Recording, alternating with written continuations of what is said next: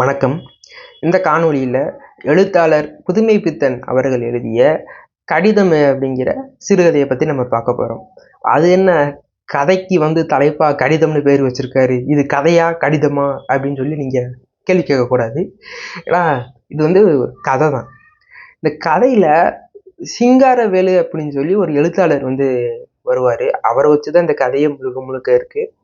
அந்த சிங்காரவேலு எழுத்தாளருக்கு ஒரு கடிதம் ஒன்று வரும். அந்த கடிதத்தை படித்து மனுஷன் காண்டாகி என்ன பண்ணுவாருன்னா, அந்த கடிதத்தை எரிச்சிருவார். எரித்து தன்னுடைய மன ஆதங்கத்தை வெளிப்படுத்துகிற மாதிரி இந்த கதை இருக்கும். ஆனால் அந்த கடிதத்தை முக்கியத்துவப்படுத்தி இந்த கதை அமைஞ்சதுனால இந்த கதைக்கு பேர் கடிதம் அப்படின்னு சொல்லி பேர் வச்சுருக்காங்க. யார் இந்த சிங்காரவேலு? இவருக்கு யார் அந்த கடிதத்தை அனுப்புனா? இவர் ஏன் அந்த கடிதத்தை எரித்தார்? அந்த கடிதத்தில் அப்படி என்ன இருக்குது? அதுதான் அந்த கதை. வாங்க கதைக்குள்ளே போகலாம். இந்த கடிதம் சிறுகதையில் சிங்காரவேலு அப்படிங்கிறவர் யார் அப்படின்னு பார்த்தோம்னா, இவர் ஒரு இலக்கிய கர்த்தா, அதாவது ஒரு இலக்கியவாதி. சிறுகதைகள் எல்லாம் எழுதக்கூடிய ஒரு சிறுகதை ஆசிரியராக இந்த சிங்காரவேலு கதையில் இருக்கார். இவருடைய கதைகள் எல்லாம் எப்படி இருக்குன்னா, இவரோட சிறுகதைகள்லாம் வாழ்க்கைன்னா என்ன அப்படின்னு சொல்கிற மாதிரியும், வாழ்க்கையோடைய சிக்கல்களை சொல்கிற மாதிரியும், வாழ்க்கையில் இருக்கக்கூடிய லட்சியங்களை சொல்கிற மாதிரியும் இவரோட அந்த சிறுகதைகள் எல்லாம் இருக்கும் அப்படின்னு சொல்லி சொல்கிறாங்க. இவருக்கு குடும்பம் எதுவும் கிடையாது, இவர் மட்டும்தான். கொஞ்சம் நண்பர்கள் ரசிகர்கள் கொஞ்சம் இருக்காங்க. அதனால் பெருசாக பசி இந்த மாதிரி வறுமை இந்த மாதிரி பிரச்சனைலாம் அவருக்கு இல்லை.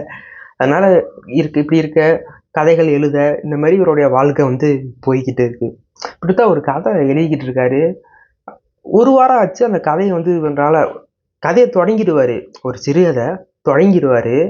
ஒரு வாரம் ஆகியும் அந்த கதையை தொடர்ந்து இவரால் எழுத முடியாது. அப்படியே ஆரம்பித்த மாதிரியே நிற்கும். என்ன காரணம் அப்படின்னு பார்த்தீங்கன்னா, ஊக்கம் இருக்காது. அது என்ன ஊக்கம்? ஊக்கம் அப்படின்னா இந்த இடத்துல என்னென்னா, பணம் காசோ கிடையாது. எந்த ஒரு ஆர்டிஸ்ட் கலைஞனாக இருந்தாலும், எந்த ஒரு எழுத்தாளனாக இருந்தாலும் அவங்களுடைய திறமைக்கான புகழும் அந்த அங்கீகாரமும் கிடைக்கணும். அது கிடைக்கல அப்படின்னா அவங்களால அடுத்த கட்டத்துக்கு போக முடியாது. அது ஒரு மாதிரி உடஞ்சு போயிடுவாங்க. இந்த சமூகம் ஒரு எழுத்தாளனுக்கு இதை கூட கொடுக்க முடியலையே.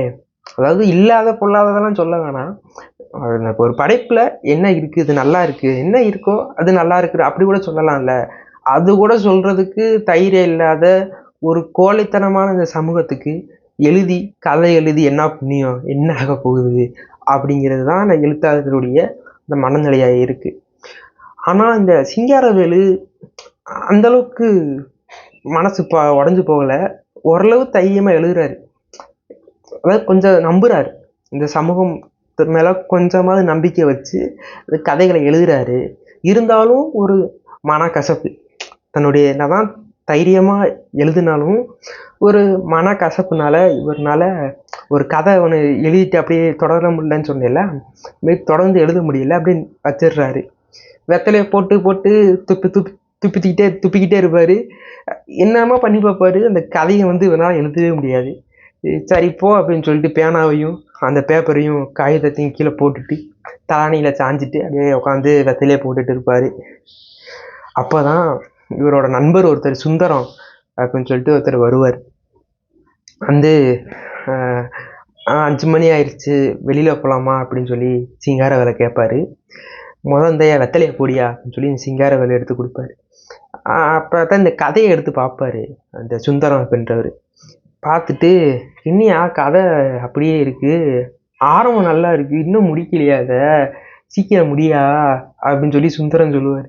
சொன்னதுக்கு சிங்காரவேலு முன்னாடி கடுப்பாயிடுவார். ஒரு கதையை ரசிக்கிறதுக்கு ஒரு வயலும் இல்லை, சும்மா கதையை எழுதுன்னு சொன்னால் என்னத்தை எழுதுறது அப்படின்னு சொல்லி முன்னாடி புங்கி அவரோட ஆதங்கத்தெல்லாம் வெளியில் கொட்டுவார்.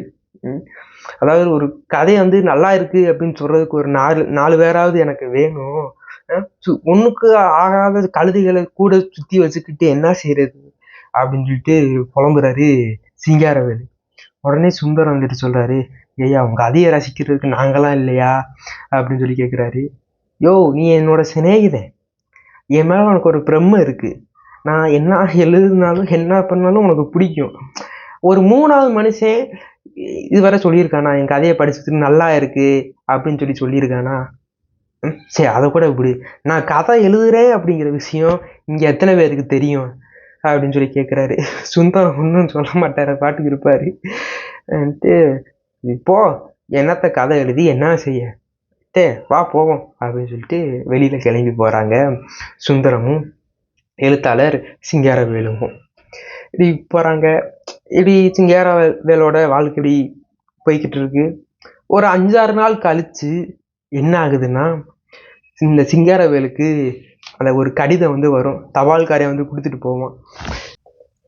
இந்த சிங்காரவேலுக்கு கடிதம் அப்படிங்கிறது வரவே வராது. இவருக்கு வந்த முக்காவாசி கடிதம் எதுன்னு பார்த்தீங்கன்னா, முகவரி மாறி போய் வந்தது. வேற ஒரு முகவரிக்கு போகிற ஒரு கடிதம் மாறி போய் இந்த சிங்காரவேலோட முகவரிக்கு வந்துடும். இப்படித்தான் இவருக்கு கடிதம் வரும். வேற எவனும் இருந்தாலும் கடிதம்லாம் அனுப்ப மாட்டாங்க. அப்போ கடிதம் அந்த தபால்காரர் கொடுத்துட்டு போனார் இல்லையா, கடிதத்தை எடுத்து முகவரியை பார்ப்பாரு. இன்னும் நம்மளோட விலாசத்தை கரெக்டாக போட்டுருக்காங்க அப்படின்னு பார்ப்பாரு. பார்த்துட்டு உள்ள எடுத்து பிரித்து பார்த்தா நாகப்பன் அப்படின்னு ஒரு ஆள். அந்த நாகப்பன் அப்படின்னு ஒருத்தவர் இந்த சிங்காரவேலோடைய அந்த படைப்பெல்லாம் ரொம்ப பெருமையாக பேசி அந்த கடிதத்தில் எழுதியிருப்பாப்புல. சிங்காரவேலுக்கு மகிழ்ச்சி தாங்க முடியாது. அதெல்லாம் உருட்டு அப்படின்னு அப்புறம் கண்டுபிடிச்சிருவாரு. அது வேற.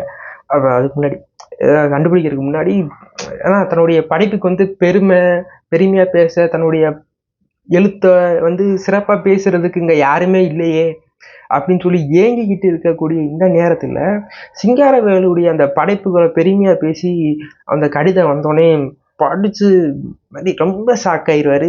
அது மாதிரி ரொம்ப மாதிரி எப்படி புல்லரிச்சு முகம் மலர்ந்து மனசுக்குள்ள ஒரு உத்வேகம் உள்ளம் பூரி படைஞ்சு ஒரு மாதிரி ஆயிடுவார். காற்றுல பறக்கிற மாதிரி ஆயிடுவார்.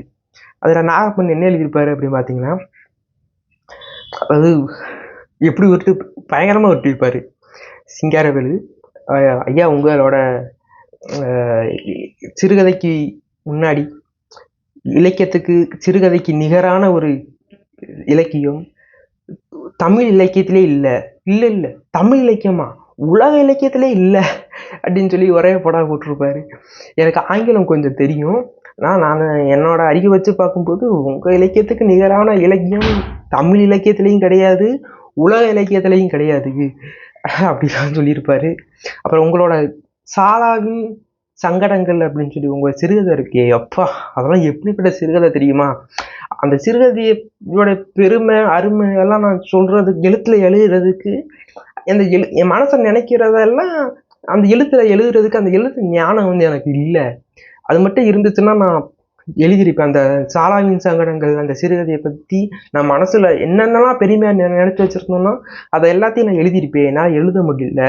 இது எந்த மாதிரி அப்படின்னா, ஒரு வாய் பேச முடியாத பூமை கனவு கண்டாங்கன்னா அதை எப்படி அந்த கனவை வெளியில சொல்ல முடியாது, அது மாதிரி அந்த உங்களுடைய சாலாவின் சங்கடங்கள் அந்த சிறுகதையை பற்றி நான் மனசுல நினைச்சு வச்சிருக்கிறதெல்லாம் என்னால் எழுத முடியல இப்படிலாம் போட்டு ரொம்ப உருட்டி பெருமையாக எழுதி வச்சிருப்பாரு. இது ஆரம்பத்தில் உருட்டு அப்படின்னு சிங்காரவேலுக்கு தெரியாது.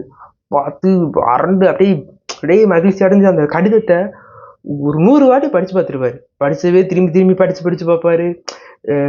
இதை நம்ம நண்பன் சுந்தரத்துக்கிட்ட இந்த கடிதத்தை முதல்ல காட்டணும், அப்புறம் இந்த நாகம்மனுக்கு ஒரு பெரிய பதில் கடிதம் ஒன்று எழுதணும் அப்படிலாம் நினச்சி வச்சிருப்பாரு. அப்போ திரும்பி அந்த கடிதத்தை படித்து பார்த்துட்டு இருக்காரு சிங்காரவேலு. ஆமாங்க வக்கீல் ஐயா. நீ என்ன சொன்ன? எங்க வீட்டுக்காரரு. அதை விட கடைசியா என்ன சொன்ன? வக்கீல் ஐயா. இன்னொரு தடவை. வக்கீல் ஐயா. இன்னொரு தடவை. வக்கீல் ஐயா. இன்னொரு தடவை. வக்கீல் ஐயா. 40 ரூபா கொடுத்தா போதும், 10 ரூபா உனக்கு தள்ளுபடி. இப்படி சிங்காரவேலு அந்த கடிதத்தை திரும்பி படித்து பார்க்கும்போது அப்போதான் ஒரு விஷயத்தை கவனிக்கிறாரு. அதில் ஒரு சில எழுத்துக்களை பார்க்கும்போது என்ன தெரியுதுன்னா, தனக்கு இதுக்கு முன்னாடி யாரோ பழக்கமானவங்களோட எழுத்து மாதிரி இருக்கு அப்படிங்கிறத புரிஞ்சுக்கிறாரு. அப்புறத்தான் அவர் உணர்றாரு, இந்த கடிதத்தை எழுதுனது நாகப்பன் கிடையாது, எவனோ நம்ம பயதேன் எழுதியிருக்காங்க, நம்ம கூட இருக்க நண்பர்கள் கூட்டத்தில் யாரோ தான் அப்படின்னு புரிஞ்சுக்கிறாரு. புரிஞ்சுட்டு ரொம்ப இத்து போகிறாரு மனுஷன். எப்படி வேற யாரோ தான், நமக்கு தெரிஞ்ச யாரோ தான் எழுதியிருக்காங்க. அதனால தான் என்னுடைய முகவரி கரெக்டாக சரியான முகவரிக்கு வந்திருக்கு. என்னோட முகவரி எனக்கு தெரிஞ்சவங்கள தவிர யாருக்கும் தெரியாதுல்ல. அப்படி இருக்கும்போது எனக்கு தெரிஞ்சவங்க தான் எழுதியிருக்காங்க அப்படின்னு சொல்கிறாரு. சொல்லிட்டு உண்மையிலே என் கதையை ரசித்து இருந்தா என் கதை வெளியான அந்த பத்திரிகைக்கு தான் இந்த கடிதத்தை அனுப்பிச்சிருக்கணும். ஆனால் அதுக்கு அனுப்பாம எனக்கு அனுப்பியிருக்கான என்ன அர்த்தம்? அது உண்மையா அந்த கதையை ரசித்து இந்த கடிதம் எழுதலை, என்னோட நட்புக்காக இப்படி எழுதியிருக்கான். இந்த புழு முட்டையை என்கிட்டயே அவுத்து விடணும் அப்படிலாம் கேட்குறாரு. அது இல்லாமல் இப்படியெல்லாம் செஞ்சா எனக்கு அமைதி, சாந்தி, திருப்தி எல்லாமே கிடைச்சிடும். எல்லா குட்டிச்சோரும் எனக்கு இப்படிலாம் கடிதம் எழுதுனா எனக்கு கிடைச்சிடும் அப்படின்னு சொல்லி நம்புறான் அவன். ஏன்னா முட்டாளா இல்லை என்னைய முட்டாள்னு நினைச்சானா? இந்த முட்டா பைய கூட்டத்துக்கெல்லாம் எதுக்கு நான் கதை எழுதணும்? கதை வேணுமா? கதை இது கசையடி வேணும்னா தாரேன் அப்படிலாம் சொல்லி புலம்புவாரு. அப்புறம் இவங்களோட இந்த பயலுக சாவு வாசத்தெல்லாம் விடணும். இவங்கெல்லாம் விட்டு தொலைஞ்சாதான் அந்த பீடியெல்லாம் ஒளிஞ்சு போகும் அப்படின்னு சொல்லி கோவமா நான் சிரிச்சுக்கிட்டே சொல்றேன். கதையில அவர் கோவமா சொல்லுவாரு சிங்காரவேலு. எல்லாம் சொல்லிட்டு எல்லாம் புலம்பிட்டு என்ன பண்ணுவாருன்னா, வீட்டில் விளக்கு இருக்கும். அது எண்ணெய் இல்லாமல் அந்த விளக்கு அணைஞ்சு போயிடும். அதுக்கு முன்னாடி என்ன செஞ்சுருவாருன்னா கடிதத்தை எரிச்சிடுவார். அப்படி கடிதம் எரிஞ்சோடனே என்ன ஆகும்னா விளக்கும் அணைஞ்சு போகும் அந்த எண்ணெய் இல்லாமல். அப்போ அந்த இருட்டை வச்சு வெளிச்சத்தை வச்சு ஒரு வசனம் மாரி வரும். என்னன்னா, ஒளி எப்போ வரும்? ஒளினா லைட்டு கிடையாது இந்த இடத்துல. ஆனால் லைட்டை சொல்கிற மாதிரி இருக்கும், லைட்டு கிடையாது. அதாவது புகழ், உண்மையான படைப்புக்கான அந்த அங்கீகாரம், பெருமை, புகழ் இதெல்லாம் எப்போ கிடைக்கும் அப்படிங்கிற அர்த்தத்தில் அந்த இருட்டு நேரத்தில் அந்த டைலாக் வசனம்லாம் வருது.